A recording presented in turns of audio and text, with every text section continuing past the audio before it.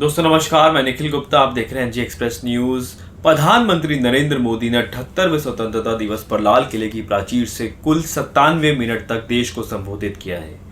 उन्होंने अपने भाषण में विकसित भारत 2047 पर फोकस किया। साथ ही वह देश में महिला के अत्याचार पर जमकर बरसे। उन्होंने भ्रष्टाचार पर कहा कि हमारा हर देशवासी भ्रष्टाचार के दीमक से परेशान हो रहा है, इसलिए उन्होंने भ्रष्टाचार के खिलाफ जंग छेड़ी है, जिसकी कीमत उन्हें और उनकी प्रतिष्ठा को चुकानी पड़ती है। लेकिन राष्ट्र से बड़ी मेरी प्रतिष्ठा नहीं हो सकती और राष्ट्र के सपनों से बड़ा मेरा सपना नहीं हो सकता। इसलिए ईमानदारी के साथ भ्रष्टाचार के खिलाफ मेरी लड़ाई जारी रहेगी। यूनिफॉर्म सिविल कोड यानी यूसीसी को लेकर पीएम मोदी ने कहा है कि सुप्रीम कोर्ट ने बार बार यूसीसी पर चर्चा की है, अनेक बार आदेश दिए हैं, क्योंकि देश का एक बहुत बड़ा वर्ग मानता है और एक सच्चाई भी है कि जिस सिविल कोड को लेकर हम जी रहे हैं वह एक कम्युनल सिविल कोड है। यह एक प्रकार का भेदभाव करने वाला सिविल कोड है। पीएम मोदी ने देश की चुनौतियों पर ध्यान आकर्षित किया। उन्होंने कहा कि चुनौतियां हैं देश के भीतर भी और बाहर भी।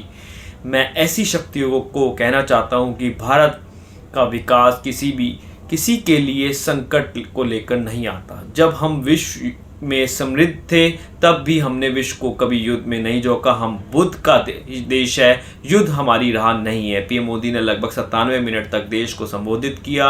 इस दौरान उन्होंने सबसे ज़्यादा सरकार की जिस प्राथमिकताओं पर जोर दिया उसमें विकसित भारत 2047 पर जोर रहा।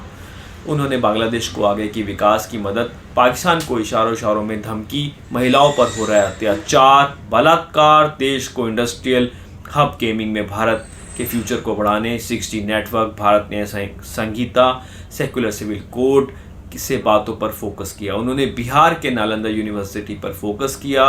बांग्लादेश में जो भी कुछ भी हुआ है उसको लेकर पड़ोसी देश के नाते चिंता होना वाजिब है।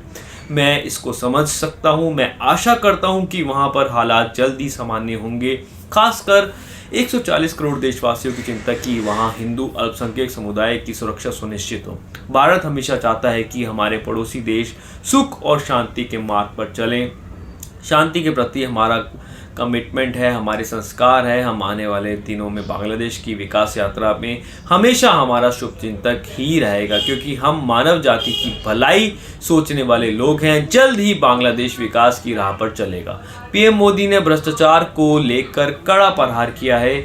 उन्होंने कहा है कि भ्रष्टाचारियों का बॉयकॉट ज़रूरी है, नहीं तो जो भ्रष्टाचार नहीं करते हैं उनको लगेगा कि इसमें समाज में पावरफुल माना जाता है, इससे वे भी इसकी ओर कदम बढ़ा लेते हैं। इसलिए ज़रूरी है इस प्रयास को रोका जाए। वहीं उन्होंने देश की प्रगति को रोकने वाले लोगों पर भी प्रहार किया। उन्होंने कहा कुछ लोग प्रगति देख नहीं सकते जब तक उनका खुद का भला हो, उन्हें किसी का भला नहीं दिख सकता। वो निराशा में गर्त में डूबे हुए लोग हैं। मैं देख रहा हूँ कि गेमिंग की दुनिया का एक बड़ा मार्केट खड़ा हो गया है। आज भी इन गेमिंग की दुनिया पर प्रभाव खासकर कि उनको बनाने वाले, प्रोडक्ट करने वाले लोगों को विदेशी कमाई होती है। भारत के पास बहुत बड़ी विरासत है, भारत के पास काफ़ी टैलेंट है। हम गेमिंग की दुनिया में नए टैलेंट ला सकते हैं। हम अपने देश के हर बच्चे के अपने देश के बने गेम की ओर आकर्षित कर सकते हैं। पीएम मोदी ने कहा कि हिंदुस्तान के लगभग करीब सभी क्षेत्रों में 5G पहुंच गया है, मगर हम 5G पर रुकने वाले नहीं हैं। हम अभी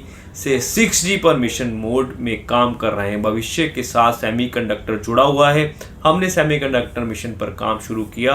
अब सेमीकंडक्टर का उत्पादन भी भारत में होगा। हम एंड टू एंड समाधान विश्व को देने का सामर्थ्य रखते हैं। दोस्तों नमस्कार, निखिल गुप्ता, आप देख रहे हैं जी एक्सप्रेस न्यूज़।